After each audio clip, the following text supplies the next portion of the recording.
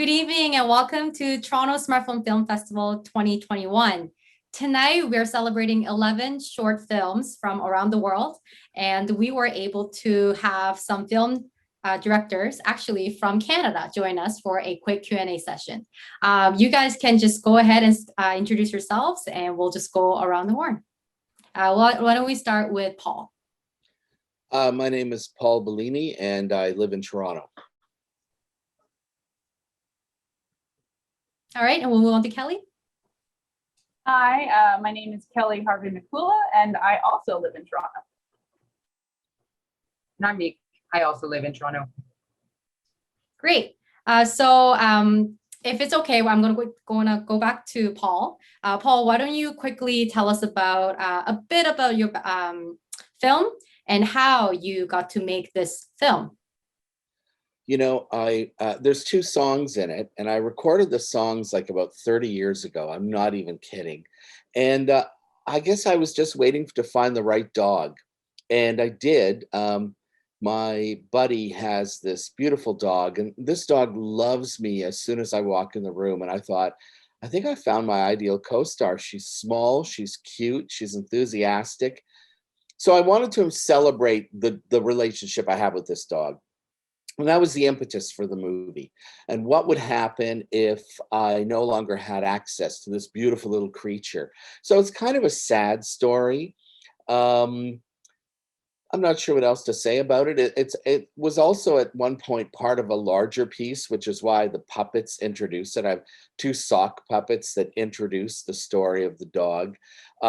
Because I was also doing a lot of stuff with green screen and sock puppets at the time.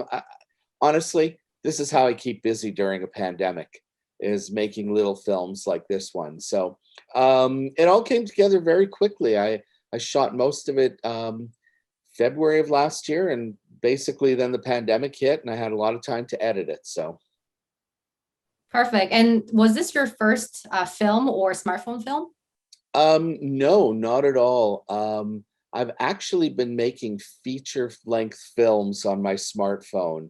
I've done about 6 of them so far. I teach comedy writing in Toronto, and I have a lot of students who really want to do something. They want to perform, they want to write, and I ask them, do you want to come along and make a movie with me? So we do these little shoots and I cut it all together. So I find the cell phone is the perfect camera for what I'm doing. It's so unintimidating. It draws no attention to itself. No security guard ever comes up to you because they're ubiquitous. People are always taking selfies and stuff. So it's the best camera to shoot in public. The audio is always a tricky thing, obviously. You know, especially when wind is beating against the microphone. And of course, the camera doesn't do very much. It's a fixed lens, but the quality of the image is excellent. The footage is easy to cut. And I find that it's just a joy to shoot with them. Great to hear. How about you, Kelly? Was this your first film or smartphone film that you directed? This is the first film that I have directed and also the first smartphone film that I've ever done. I produced and wrote a short film in the past, but this is the first smartphone project, and it was really cool to make. And Kelly, why don't you introduce us who Meek is? Yeah, so the person who's next to me is Meek. He's my roommate, but also the person and subject of our short documentary, Inside the Closet. The documentary we made was based off of a performance that Meek did at a festival back in when? 2018. 2018, and it's about the behind the scenes sort of experience of that performance and how it went, how it was made, and why. Okay, and how long did you guys to shoot and complete this film? Not too long. Not too long. We originally filmed it for a film competition, but it was very last minute. So we were like, fresh. We did it within like 2 minutes, not 2 minutes, 2 weeks. But then we came back to it and wanted to extend the original documentary. So we added a little bit more of the dialogue and like conversation about the performance a few months later, and maybe like a month or so, I'd say, that it took. Yeah, about that. Yeah. Okay, and Meek, as the lead actor, what was your experience being shot on a smartphone? I have done many different things through the smartphone kind of lens, so I'm quite used to it. And I agree with what Paul was saying. It's very easy to do because it's not intimidating. You don't have a big RE in your face with huge lights. You can just be there and exist and get into your role or get into your truth, and without all of the like pressure that comes from having all of this camera and gear around. So it's a lot more intimate, I find, to do smartphone filming. Thank you, guys. All right, now I'm going to introduce the Toronto Smartphone Film Festival's programmer, Jay Clark, and he will carry on from here. Hey, great, thanks, Chad. So yeah, I'll start with Kelly and Meek. When did you guys how is your history? How long ago was it that you guys met? Where did you meet? Well, we actually met at Rain Dance Canada, where Meek was beginning his volunteer experience potentially with the Toronto Smartphone Film Festival back in the day. But we were both interns, and we were there for a short period of time, and then I left for school, but Meek continued to work there for a bit longer. Nice. Yeah. We were friends. And yeah, and then we were friends, and then we lived together. Nice. Might as well continue this relationship. That's true. Might as well keep Right, it and going. you're continuing to collaborate while you're in such close quarters. Mhm. Nice. What else is there to do? Yeah, exactly. There's not much This else. is true. This is true. So, in the documentary, you had mentioned that some people were uncomfortable with your piece. So, what were some of the more memorable reactions that you got to it? Oh man, there's two that really strike me that I love so much. So the original idea was that I was blindfolded, but of course, because of safety, I could still see a little bit. Mhm. And the first one was this family. They came in and they peeked in, and then they were immediately like, nope, and ducked right out. And that was very entertaining to me. But the one that really struck me because of what I feel like that person might have been experienced was that they came in and they were very careful, and they kind of consumed everything. They paid attention to the process. They picked up the tool. And as they were writing on me, I could feel their hand shaking. I could hear their breath shaking. Like they were very nervous, but they were super engaged. Mhm. And I just hope it was very transformative for them to experience that, because I could see that they were engaged, but they were so clearly nervous, and I just felt like that was amazing. Excellent. So overall, you achieved what you wanted to with the piece, you think? Yeah, the reception was very different than what I thought it was going to be, and very varied, but positive. And I believe Kelly mentioned that someone came out and they were just so overwhelmed by it. Yeah, I was manning the door, letting people into the performance, and there was a person that came out that was just so moved and just was crying almost throughout the whole thing. Which is just like that's what you want, that kind of reaction. Yeah.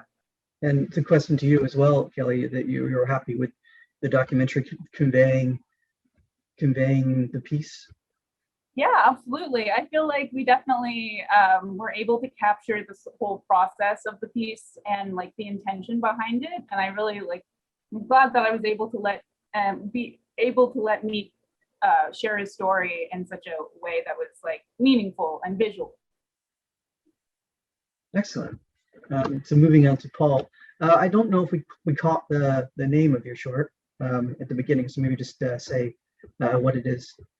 It's called The Story of a Dog and His Boy. And it's basically about the bonding that happens with a domestic animal, with a pet. basis. Right. Yeah. I read in your bio that you worked with the kids in the hall, and I could totally see that with the songs and everything. Yeah. And you basically, answered a bunch of my questions in your earlier on. Where is Speedo now?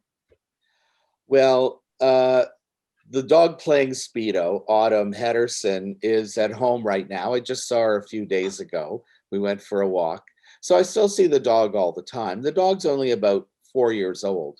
Like I said, she's a beautiful pup. Basically, I make it a habit of seeing her every week because I think she cheers me up, basically. Yeah. Any chance of a sequel or a reappearance of Autumn Pedersen? You said Pedersen. Well, Autumn is very easy to work with, I have to say. She's quite a professional. No, I think it was kind of just a one-off thing because I had the dog songs, which were recorded for a project I did back in 1995 when I was working on Kids in the Hall. And I'd always kind of wanted to use them somehow. And it took me a long time to learn the technology necessary to realize how to make a film. Really, it was, I took an editing course at George Brown about 5 or 6 years ago. And then I started shooting on my cell phone. A friend of mine gave me his old iPhone 5, and I realized that it was probably the best camera I ever owned. So I started to shoot a lot of stuff with it. And being able to cut my own footage was great because all of a sudden I was able to do everything myself. And I think the beauty of filmmaking is really when you can control all the elements and keep the cost very low. Obviously, what I like about cell phone films, they don't cost very much. I didn't put any money into this, really. And I was lucky to have my friend Tom King, who came and played the other part, the other actor, the callous man who owns the dog. He's a guy I know from Second City. So, I'm able to always keep drawing in all these people to help me, which is really, really lucky. Yeah. But yeah, it was just kind of a one-off thing. I wanted to do something fun. I shot all the dog stuff in one day. The Tom King stuff was on a second day. And then I did the puppets and the backgrounds on a third day. So it was not a daunting task. But, you always worry about the length because it is 7 minutes long. It is a long piece, Yeah, but still fairly economical, I think.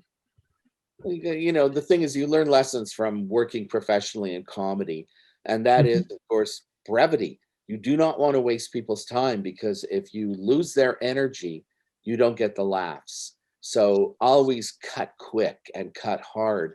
So, I was really lucky to have experienced that, to work on the Kids in the Hall show for 6 years. I really got to see how it's made the gold standard. So I learned a lot from watching that process. I'm still learning though. I mean, I'm 61. I'm still learning how to do this. I think it's an evolving process. For sure. Yeah, and you touched on the puppet framing device. I was going to ask about that. So that was literally just something that you were doing. You did because you were bored during the pandemic? Well, I'd started making a feature film about a group of people who were attending a writing workshop at their professor's summer home. And it felt very much like Smiles of a Summer Night, the Bergman movie. And so I thought, what if I made a Bergman movie with hand puppets or with sock puppets? So it was kind of just a stupid idea that I kept pursuing. And I shot those two. Again, those are voiced by students of mine. And I shot the professor and the girl telling the story. And I thought, I'll use this as a framing device. I'm not sure why I felt it was necessary. I probably could have done without it. But I was so in love with the puppets and the green screen that I felt I had to put it in, Excellent. Well, thank you very much. That's all I have. Jen, you want to take it over? Sure. All right. So thank you, everyone. I guess as a closing note, if you could share one piece of advice for the emerging filmmakers, wondering about what smartphone filmmaking is all about, what would you want to share? We'll start with you, Kelly.